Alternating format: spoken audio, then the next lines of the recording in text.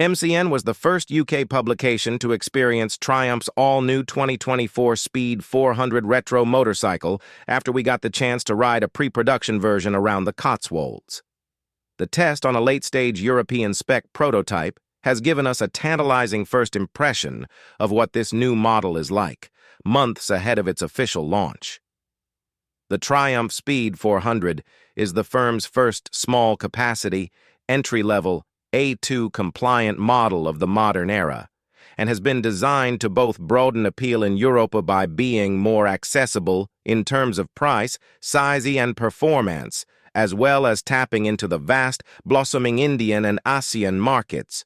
This is part of the reason the new Speed 400, the first model in Triumph's TR Series platform, has been developed in collaboration with Indian automotive giant Bajaj.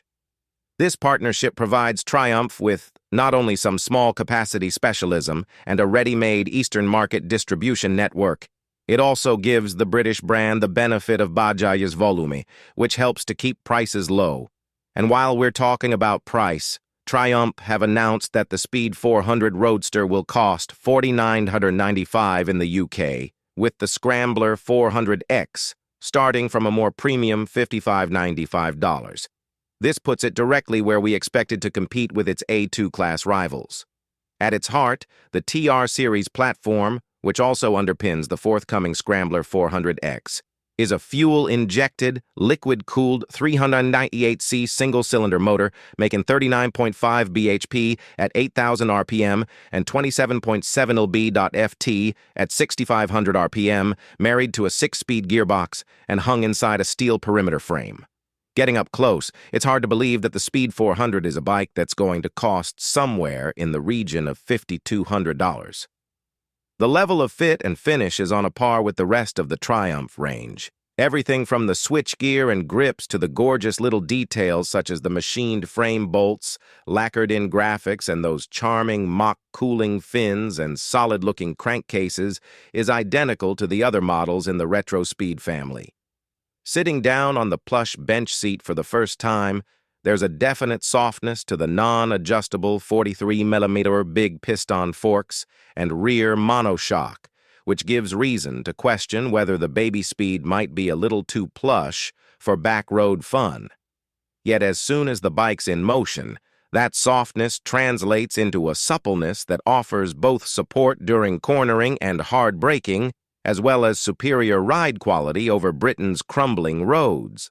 Deliberately aiming the Speed's 17-in Metzeler M9RR shod front wheel at some of the Cotswolds' largest tarmac craters reveals that the Speed 400 simply smooths potholes away as if they didn't exist.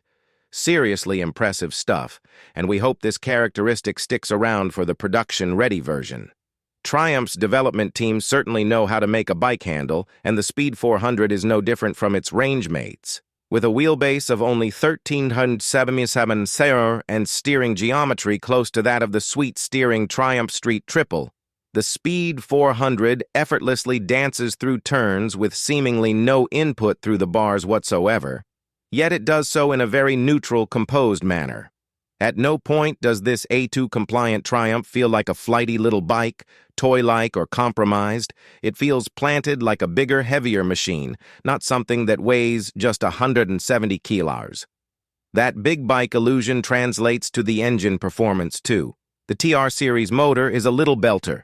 It's been tuned for a broad spread of torque rather than outright peak power, which is why its 39.5 bhp falls a little way short of the 43 bhp of direct competitor, the KTM 390 Duke, and the A2 class limit of 47 bhp.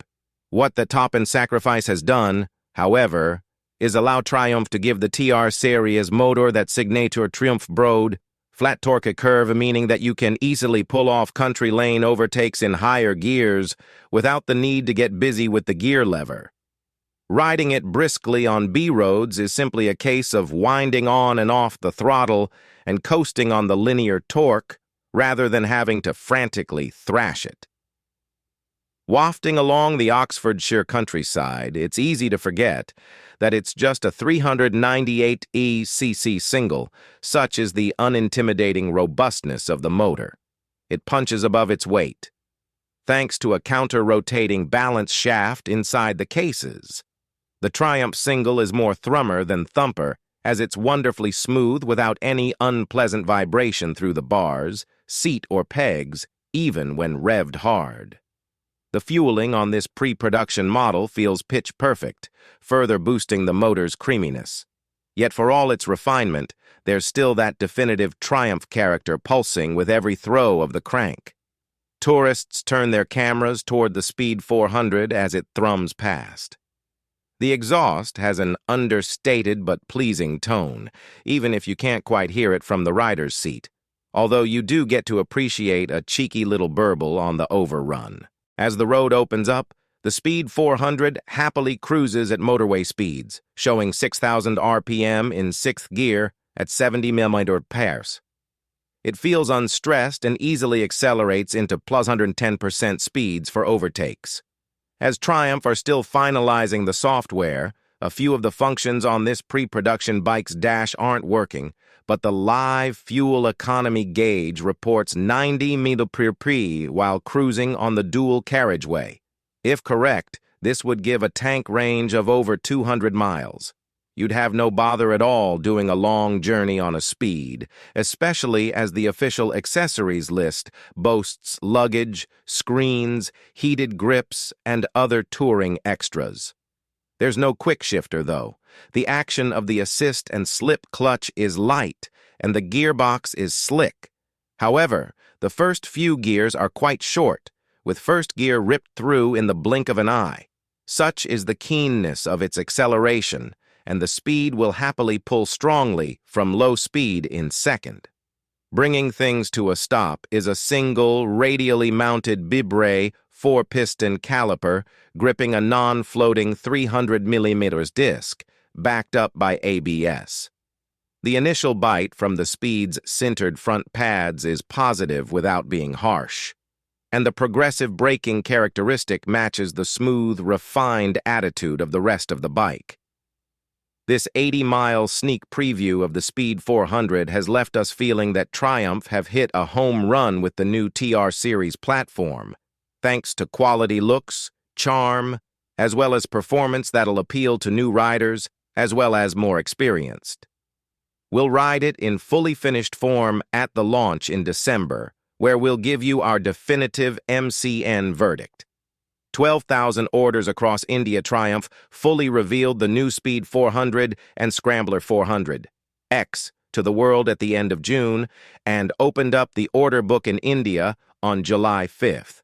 Triumph tell us that they've since taken over 12,000 pre-orders from keen Indian buyers.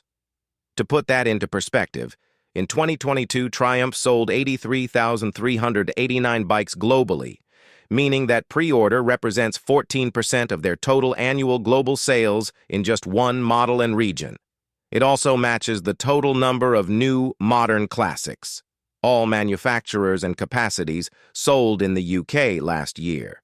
The Indian spec machines are 6 kg heavier than the Euro version, as they're fitted with regulation extras such as crash bars, sari guard, as well as tougher wheels and sump guard. The Indian model also has Apollo tires and different suspension settings.